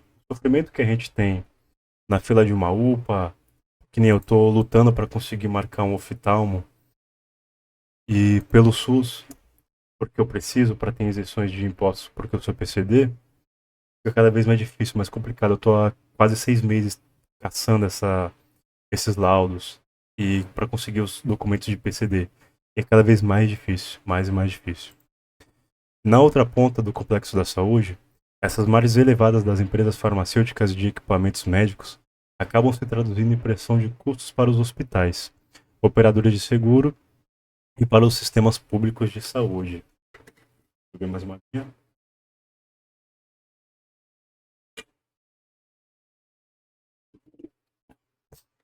A necessidade de elevar as escalas para poder enfrentar os desafios no setor de serviços de saúde, combinada com as oportunidades decorrentes de ganhos de consolidação em um mercado ainda relativamente pulverizado, acarretou uma onda de FA, que é fundição e associação, um negócio assim, no segmento de serviços a partir dos anos 90. Esse movimento foi acompanhado pelo surgimento de novas parcerias entre empresas e fundos financeiros, que permitiram a capitalização de estratégias de crescimento, elevando, em média, o porte das empresas envolvidas na disputa internacional dos mercados de serviço de saúde e resultando em mega conglomerados no setor. como a CVS Health, que teve faturamento de 292 bilhões em 2021, e a United Health, com faturamento de 282 bilhões. Rapaziada, olha esse lucro em um ano. Quase 300 bi. E aí, né, lembra lá em 2021 como é que era o acesso à saúde? Se foi bem, se foi de boa, se foi suave? Esse movimento, inclusive, transbordou para os países periféricos, acarretando também nesses países um processo de consolidação no setor de serviços, colocando novos desafios para a política pública de saúde. Essa acumulação, essa concentração e esse lucro, como esse dinheiro é extraído do trabalho da população e concentrado, ele piora o acesso à saúde e ele piora muito mais nos países periféricos, como o Brasil, né? Para os países em desenvolvimento, portanto, não é pequeno risco que se potencialize a assimetria e a distância em relação àqueles países que sediam as grandes corporações globais, dominam e controlam as etapas mais importantes da cadeia de produção e inovação nos setores na fronteira do conhecimento. Ao mesmo tempo, também se colocam desafios para a oferta de saúde para a população, tanto pela posição subordinada na cadeia produtiva, o que se manifesta muitas vezes em situação de dependência de importação de insumos estratégicos, quanto pelo próprio processo de concentração observado nos serviços privados, por exemplo, nos segmentos de hospitais, exames e seguradoras de saúde, né? Que é o que a gente está comentando. Usando aquele exemplo da cesta básica que a gente falou, como eu mantenho a cesta básica do mesmo modo, como eu mantenho o conhecimento para se montar uma cesta básica, vamos dizer que eu impeço outro país de poder fazer uma cesta básica. Ou que eu impeço de outro país de colocar arroz na cesta básica daquele país. E aí, consequentemente, o que acontece? Aquele país vai importar a cesta básica de mim. E aí, a população do outro país que eu domino, que eu impeço propositalmente de fazer uma cesta básica igual a minha, que eu faço ele criar uma cesta básica pior, e mais, consequentemente mais cara, porque ele não tem a indústria necessária para fazer aquela cesta básica, ele fica dependente. Ele se torna dependente de mim. Então aquele país tem que importar a cesta básica. E aí a população daquele país vai ter um acesso mais dificultoso a cada vez que eu concentro mais o capital e a inteligência do meu. Então vamos lá. Se o Brasil produz uma cesta básica com 2 sacos de arroz e tem a capacidade de impedir que, por exemplo, a Argentina produza uma cesta básica com 2 sacos de arroz, que produza pelo menos um, ou que impeça a Argentina de produzir arroz, né? Eu estou usando o arroz para ser mais simples, mas na realidade são produtos mais complexos. Por exemplo, a criação de um, de um maquinário de ressonância magnética, um maquinário de raio-x. Como eu impeço outro país de produzir essa tecnologia, eu tenho dominância sobre esse país. E a Argentina ficaria obrigatoriamente ela seria obrigada a importar cestas básicas do Brasil. E aí eu vou lá e impeço cada vez mais. E aí eu vou lá e produzo uma cesta básica, agora eu coloco 2 bolachas na cesta básica. E aí fica mais dependente ainda a Argentina de nós, nesse exemplo. E é o que os Estados Unidos faz conosco. Com pesquisa saúde, pesquisa... E a população nossa fica cada vez mais longe do acesso à saúde, acesso à educação, etc e tal, né? É o que ele fala que é acesso a exame, a seguradoras de saúde, acesso ao hospital. E essa parte eu vou passar lá pro no show também, para passar pro nosso mapinha mental, mas uma vez. Opa, fiz errado. Aqui volta. E aqui vem. É bom esse exemplo da cesta básica que eu acho que fica mais próximo e mais fácil de da gente trazer para nossa realidade, né? De fazer essa analogia. Pronto. Vamos aqui, né? Bom, desafios para o complexo do Brasil, né? País dependente, capitalismo dependente, periférico. As informações apresentadas sobre a lógica global, agora falando do nosso país, hein? Vamos seguindo. De acumulação financiarizada, que caracteriza as empresas líderes globais no complexo da saúde contemporâneo, não deixam dúvidas de que a busca pela implementação de uma estratégia abrangente de desenvolvimento, voltada para a manutenção de um sistema de saúde universal e, simultaneamente, para o fomento ao avanço produtivo e tecnológico nacional, envolve necessariamente pensar em uma estratégia de longo prazo, voltada para elevar o grau de autonomia necessário para superar as vulnerabilidades do Brasil. Vamos puxar lá pro nosso Notion essa parte aqui, porque como tá falando do Brasil, eu acho que é uma parte que a gente tem que puxar, tem que se atentar mais ainda, né? Ele estava falando do contexto do global, agora vamos pro nosso país, Brasilzão, lindo, maravilhoso, sensacional. É urgente, portanto, reinserir na pauta de desenvolvimento de longo prazo nacional a ampliação do conhecimento das capacidades tecnológicas nos vários segmentos do complexo da saúde. Vamos lá. Longo prazo nacional e um voltos aqui.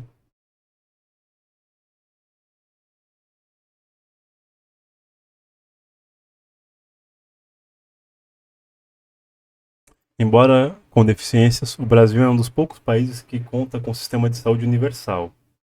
O Sistema Único de Saúde. Nós temos o SUS. O SUS é imprescindível para nós, rapaziada. Criado no bojo da Constituição Federal de 88. Esse sistema, regido pelos princípios da universalização do acesso, da equidade, da integralidade, da descentralização e da participação popular, tem uma elevada capilaridade ao território brasileiro. Ele está falando o quê? Como a proposta do SUS é um acesso de qualidade e um acesso no país inteiro de forma equânime, né? Equitativa, perdão, é o quê? A cada pessoa, de acordo com a sua necessidade, pessoas mais pobres terem um acesso mais barato, mais facilitado, em locais mais longe, distantes e tal. Isso é imprescindível para a gente pensar no acesso à saúde de qualidade para a nossa população. Tá?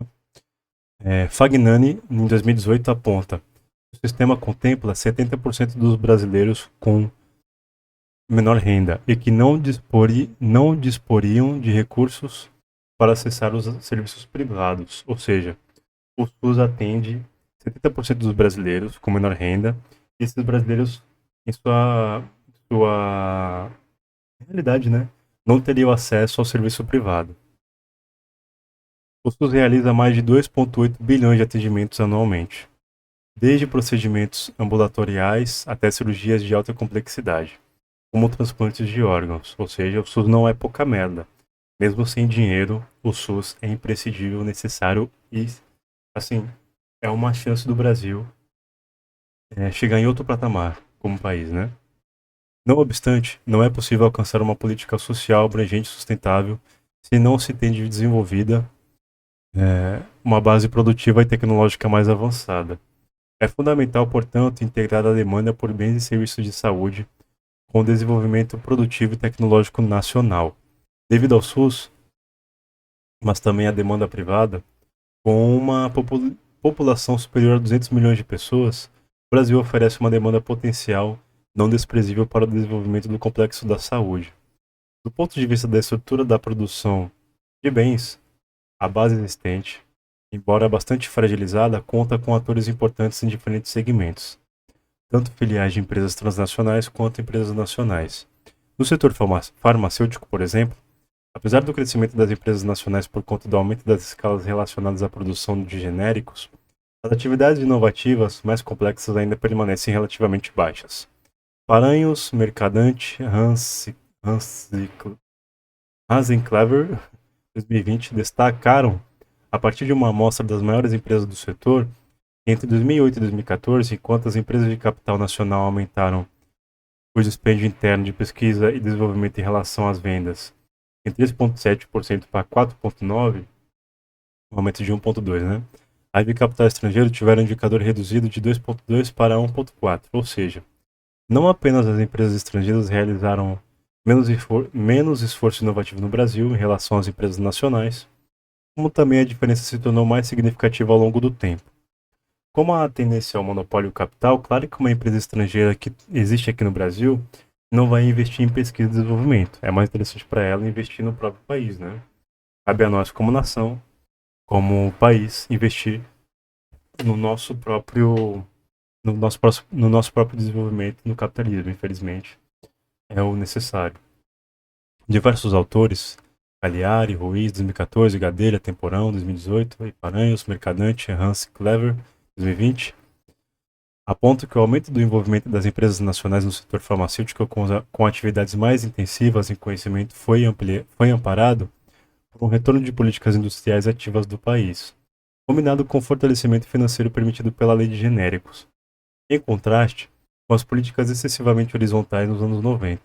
Observaram-se políticas com maior preocupação setorial. Além disso, observou-se que, a partir de 2008, uma maior integração entre diferentes áreas do governo federal, como, por exemplo, o Ministério da Saúde, o Banco Nacional de Desenvolvimento Econômico e Social, o BNDES, a Financiadora de Estudos e Projetos, a FINEP, o Mercado de Ciência e Tecnologia e o Ministério da Indústria e Comércio, para apoiar o setor, mas também para ampliar o acesso a medicamentos e produtos para a saúde considerados estratégicos para o SUS, por meio do fortalecimento do complexo industrial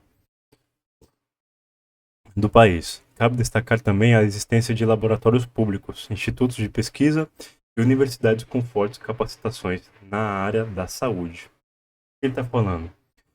E o aumento do acesso à saúde se deu a um investimento e uma política social, uma política pensada ao aumento da produção de produtos de saúde no país. Ele usa exemplos genéricos, ou seja, voltando ao assunto da cesta básica. Se eu investir em uma produção de cesta básica no valor mais barato, eu trazer, por exemplo, o Ministério da Saúde, o Ministério da Agricultura, é, é, trazer esses setores da sociedade para se combinar e criar leis para um exemplo bom. Abaixar a tributação para quem produz os serviços da cesta básica, abaixar a tributação para quem produz carne e quer colocar na cesta básica. Eu produzo carne e aí eu pego, por exemplo, o filé mignon. Em vez de entregar uma carne vagabunda ou não entregar carne na cesta básica, colocar um filé mignon, um patinho, né, uma carne de qualidade para a população. E o meu governo, o meu país, vai entregar para mim de volta uma isenção de tributos, vai entregar para mim de volta um acesso a crédito mais barato, vai entregar para mim de volta é, uma capacidade de produção maior, né? É, e, consequentemente, meus trabalhadores vão trabalhar de uma forma mais saudável, né? Vou poder entregar para meus trabalhadores uma jornada mais tranquila de serviço, eles estarão melhores alimentados, os filhos deles estarão melhores alimentados, as universidades em volta vão pesquisar formas de produzir alimentos de um jeito mais barato, de um jeito que não agrida o meio ambiente, ou seja, todo um conglomerado, que nem ele fala, um complexo econômico industrial da saúde, mas usando o exemplo aqui do alimento, por exemplo, complexo econômico industrial da alimentação, para produzir uma cesta básica mais barata, mais acessível e que o povo tenha acesso. E aqui ele está usando o exemplo da saúde. E um exemplo do genérico. Foi-se montado uma cadeia produtiva, uma cadeia de acesso para que o povo para que o povo tivesse acesso a um remédio genérico mais barato, que valesse a pena se produzir esse remédio, né? E aí, posto isso, é a prova mais clara que é possível, e não só possível, que é necessário para o nosso país. No entanto, o setor ainda é bastante dependente das importações. Olha lá. Como não se produz aqui de forma contundente, de forma assim, realmente, investir de verdade ainda se importa muito de fora. Em especial de insumos com maior intensidade tecnológica, evidenciando que o país ainda está preso a setores com menor capacidade inovativa, deve-se destacar que, ainda, a partir de 2016, observa-se a interrupção dessas políticas. Em 2016 se quebrou essas políticas que ele está falando, né? Combinada com a restrição de recursos tanto para a área da saúde quanto para a área de ciência e tecnologia, A necessidade de retomar políticas ainda mais abrangentes e mais articuladas é reforçada pelas fortes barreiras colocadas pelas estratégias das empresas líderes do domínio de conhecimento e de ativos intangíveis mencionadas anteriormente.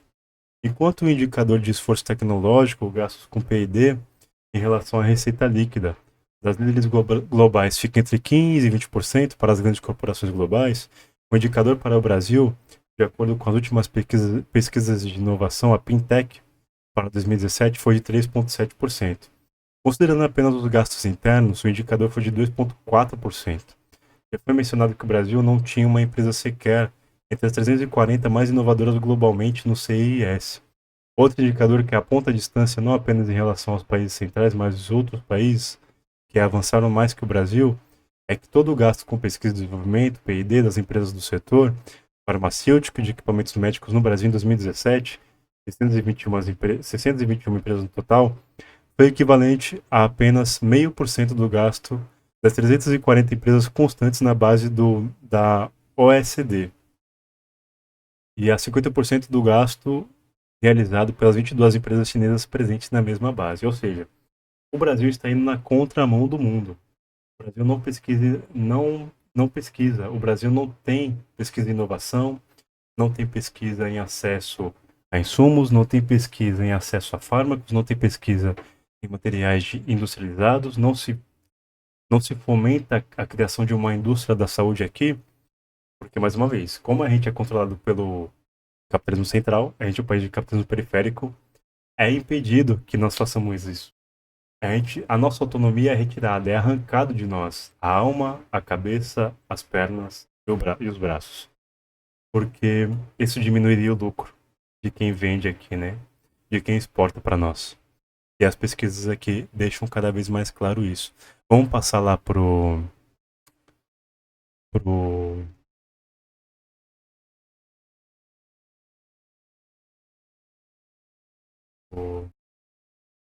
Notion, porque isso aqui é extremamente necessário. Opa, aqui vem, aqui vem, aqui vem. E mesmo com o sistema único gigantesco de saúde que a gente tem, né? Mesmo com isso. Ou seja, a gente tem a capacidade de ser fenomenal. A Revolução Brasileira, ela traz pro Brasil, vai trazer para o Brasil a capacidade de ser pioneiro, de ser um país de ponta, que vai ditar os rumos do mundo. Mas se pelo lado da produção de bens, o efeito das mudanças globais pode ser observado pelas barreiras colocadas ao avanço de segmentos mais intensivos em conhecimento. No segmento de serviços, os efeitos são sentidos mais diretamente pelo processo de FEA, que é a condição de empresas, né? Fusão de empresas. Assim como no mercado internacional, onde os fundos financeiros de private equity tiveram um papel-chave, nas FA, que resultam na consolidação dos grandes grupos globais de serviços de saúde, no Brasil também vem se observado tal processo. Esse movimento teve início no começo dos anos 2000, mas se acelera com a entrada no Brasil do conglomerado americano da saúde United Health, em 2012, comprando a Amil, uma das maiores empresas brasileiras no setor de planos de saúde.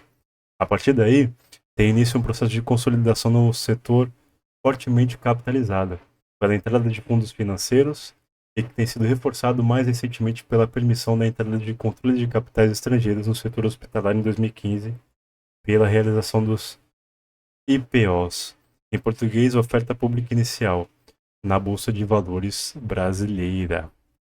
Ou seja, cada vez mais o capital estrangeiro entra aqui, arranca a nossa capacidade de produção nacional e promove cada vez mais lucro e amarra cada vez mais a nossa produção, nos tornando mais dependentes dele. É como se, naquele exemplo da cesta básica, para além de eu impedir que a Argentina fizesse cesta básica, eu comprasse as indústrias argentinas que tinham a capacidade de fazer alimentos, e aí o que eu faço? Eu subfinancio aquilo e extraio cada vez mais lucro, né? Então, eu domino não só o mercado nacional, não só impeço da empresa do outro país de ter uma indústria própria, como eu compro aquelas indústrias daquele país dependente para aumentar mais ainda as amarras daquele país, né? Considerando as principais empresas do setor, as estratégias em geral vão na mesma direção. Por exemplo, no grupo Notre Dame, Intermédica, tem uma Notre Dame aqui da Baixada, em São Vicente. Acho que tem em Santos também. A operadora privada de planos de saúde foi comprado em 2014 pelo fundo estadunidense de Private Equity Brain Company por cerca de 2 bilhões.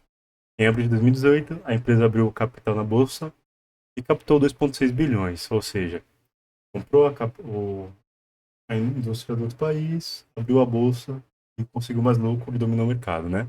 É sempre essa tendência. O monopólio se manter e aumentar cada vez mais. Em dezembro de 2018, junho de 2019, captou mais 5,6 bilhões com ofertas primárias e secundárias. Com isso, acelerou a compra de outras operadoras. A bola de neve vai aumentando. Várias delas com hospitais, reforçando o modelo verticalizado. Mais recentemente, a Notre Dame Intermédica anunciou uma mega fusão com o grupo Rap Vida, com valor estimado de 53,4 bilhões, criando uma empresa que deve chegar a 18% do mercado de seguros de saúde do Brasil. 18%, pessoal, é quase um quinto do mercado de saúde.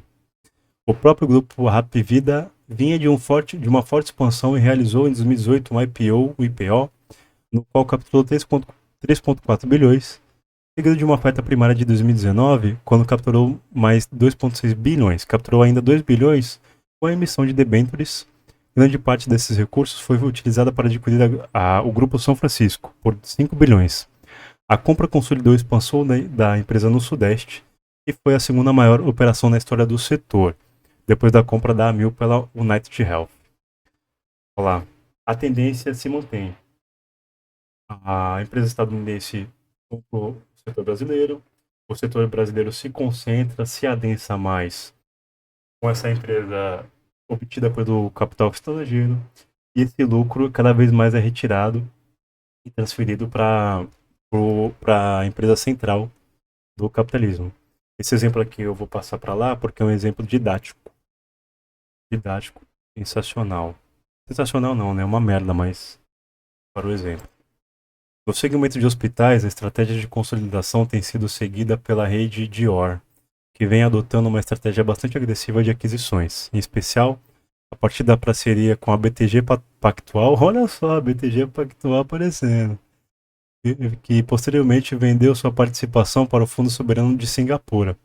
O fundo de Private Equity Carlyle, sei lá, também tem participação na companhia, no IPO realizado em dezembro de 2020. O volume levantado chegou a 11,5 bilhões, se tornando uma das maiores operações da história da Bolsa Brasileira. Os recursos levantados devem dar continuidade à expansão das aquisições que a empresa vem realizando, de maneira a explorar os ganhos de escala e ao mesmo tempo elevar o poder de negociação com as operadoras de seguradoras de saúde. Proposição para as políticas públicas. Antes de dar sequência aqui, eu preciso muito ir no banheiro. Então eu vou pausar um pouquinho. Eu tô segurando de tirar uma água no joelho ali. Rapidinho, eu já volto.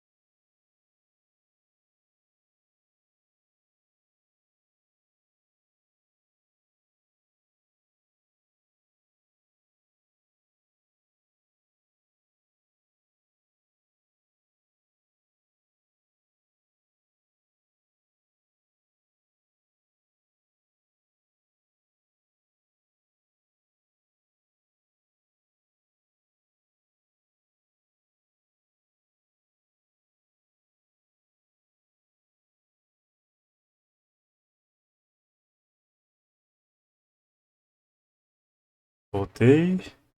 Vamos dar sequência. Agora, proposição para políticas públicas aqui nesse capítulo.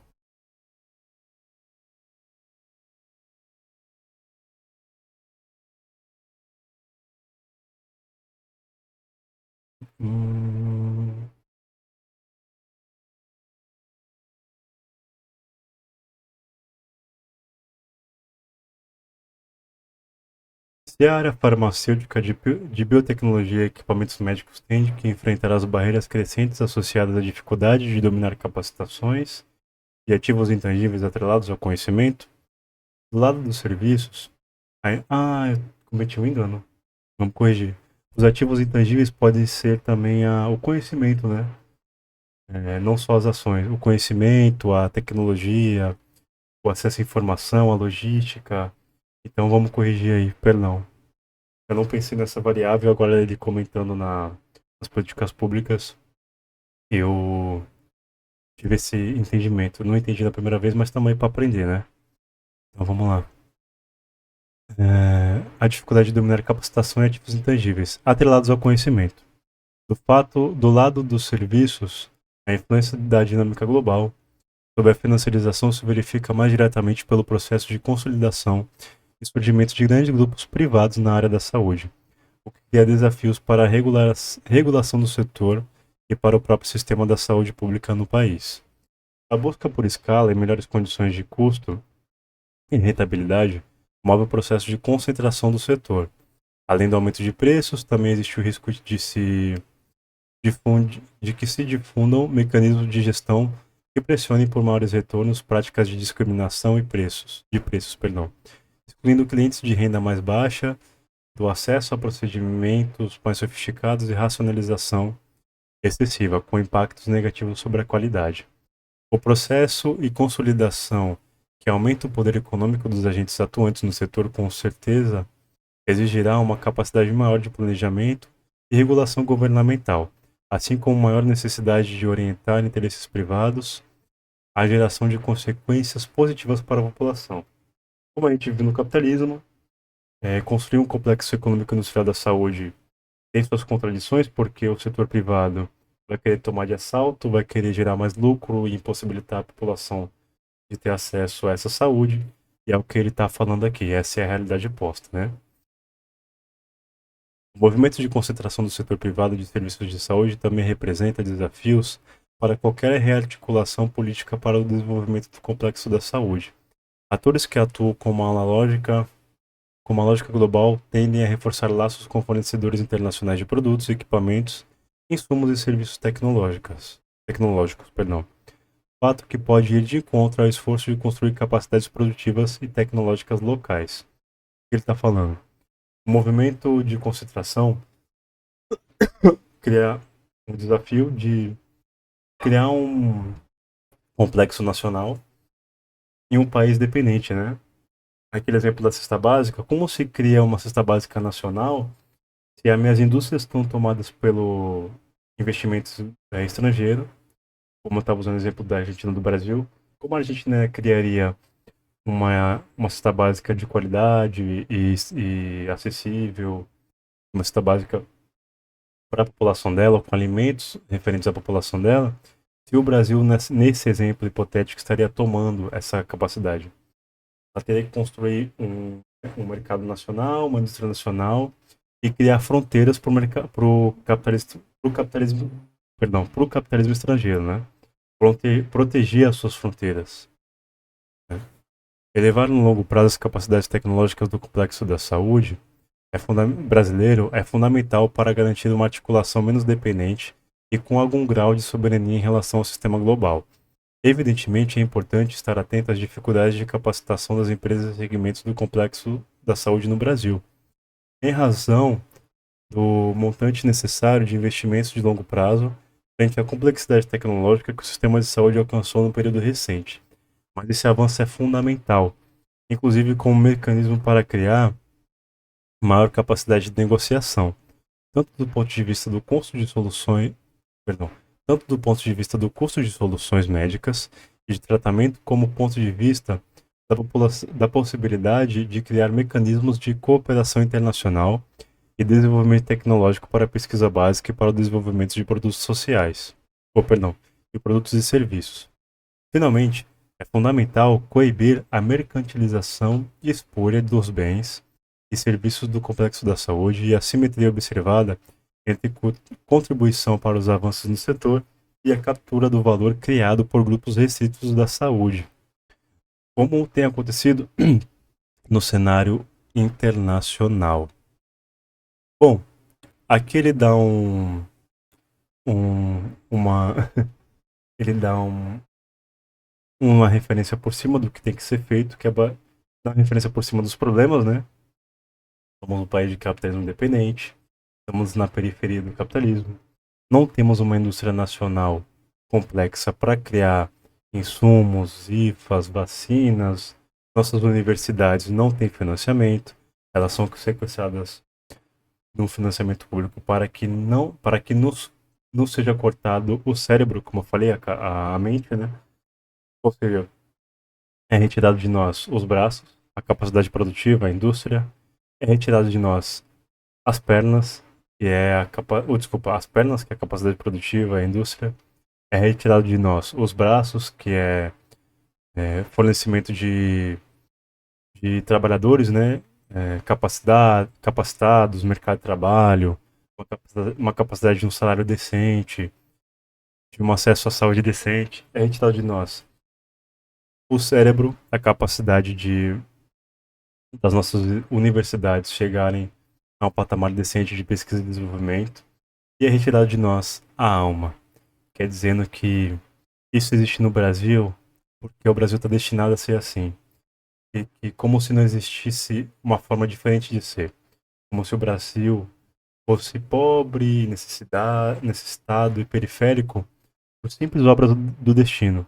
Não porque a nossa população está intrinsecamente não, ela está diretamente sendo jogada para a margem, está sendo retirada da saúde, retirada da educação de propósito. Graças a um capitalismo, ao capitalismo, né, que promove a concentração de conhecimento, a concentração de acesso à saúde, ao monopólio, a concentração de acesso a conhecimento, e as consequências práticas estão aí. E como ele fala, existem várias dificuldades para um complexo econômico industrial da saúde brasileiro, mas isso é possível e não só é possível, como é necessário. Não, a gente vai estar sempre à margem, sempre vai ser difícil ter um acesso a um exame, a um ginecologista, a um urologista, a um terapeuta, a um psicólogo, a um nutricionista, a um acesso quando travar a sua coluna, quando você estiver trabalhando, a um acesso a um médico, não ser tratado igual um cachorro quando estiver doente, for no SUS, né? O cara te dá uma injeção, nem olha pra tua cara, te dá um atestado de um dia, ou nem isso, te dá uma declaração, né? E para além disso, quando você se aposentar, ou quando você for tentar se aposentar, você ser tratado com dignidade, receber um acesso à saúde com dignidade, ter acesso aos remédios que você vai necessitar com dignidade, né? Ter acesso a um valor de aposentadoria digno. E tudo isso está atrelado à concentração de capital que existe hoje. E é completamente necessário a gente conduzir a nossa população e a nossa universidade, a nossa saúde, nosso trabalho para uma revolução nacional que o trabalhador dite para onde vai a nossa força de trabalho e que o acesso à saúde seja realmente universal e que o SUS seja utilizado para pesquisa, desenvolvimento, salário, trabalho, e isso se reverta para que quem comande nossa saúde seja o povo brasileiro e não um empresário e um grupo de empresários acionistas de outro país, né? Eu acho que fica por aí, né? Esse capítulo. Eu sinto muito se eu me delonguei demais, se eu me atrapalhei nas palavras. Fiz o melhor que eu pude, com as condições que eu tenho. Agradeço a todos que me acompanharam até agora, que vão acompanhar.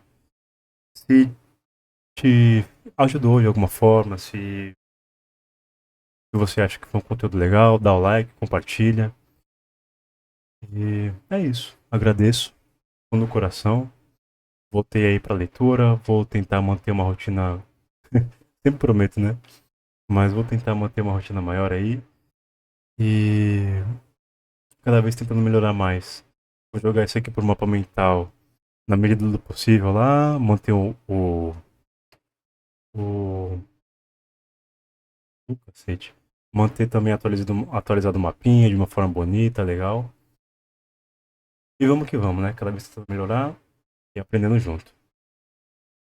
Agradeço demais, mais uma vez. Vocês sejam sempre abençoados. E eu vou jantar que eu tô morrendo de fome. Morrendo de fome. Tem que levar as cachorras pra passear com a minha companheira. E estamos aí pra vida. Amanhã tem trampo.